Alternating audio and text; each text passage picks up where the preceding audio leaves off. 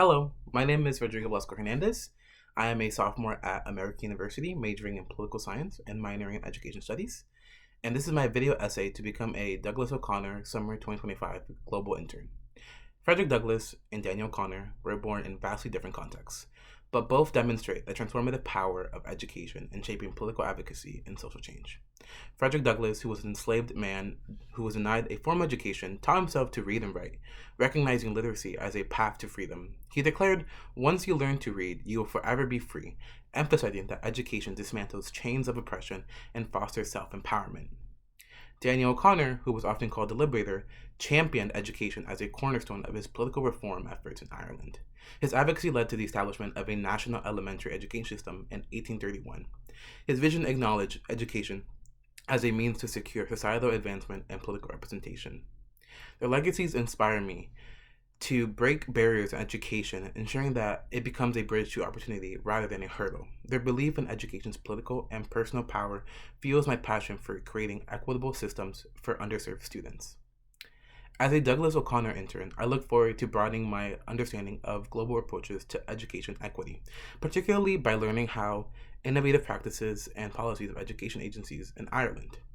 By observing how other countries tackle opportunity gaps, I aim to gain fresh perspectives and tools that I can adapt to address the challenges in the U.S. education system. Growing up as a first generation student, I saw firsthand the barriers that limit access to education. This experience has fueled my passion into empowering underserved students and transform education into a bridge to opportunity. Learning from Ireland's rich history of education reform, as exemplified by Daniel O'Connor's legacy, will give me a practical insight into creating more inclusive and equitable systems. I plan to bring these lessons back to my work, using them to mentor students, advocate for policy changes, and develop initiatives that turn barriers into stepping stones for success. My most difficult leadership challenge was learning to delegate effectively while serving as president of my high school's Model United Nations team. Initially, I believed that taking on the most stressful and time-consuming task for myself ensured the club's success. I assigned simpler duties to my executive board while shouldering the heavier responsibilities alone. This approach worked for a while, but over time, I became overwhelmed.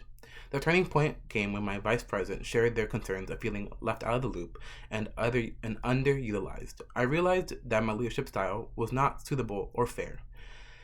Acknowledging my mistake, I held a meeting with my executive board, apologizing for my actions and introducing a new plan. We implemented a buddy system, pairing board members to share responsibilities and hold each other accountable.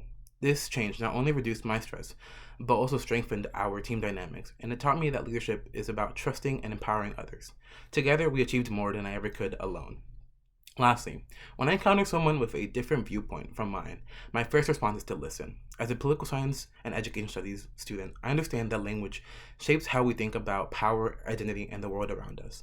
I know that words carry meaning and influence, so I try to understand the language the other person is using and how they came to their perspective. My goal isn't to argue or persuade them to think like me. Instead, I approach the conversation with curiosity and an open mind. I believe in the power of open dialogue. By listening, I find common ground, or at least better understand their perspective. This approach helps me use language that fosters understanding and mutual respect. Ultimately, I aim to navigate disagreements, building bridges through shared understanding rather than creating divides through conflict. Thank you.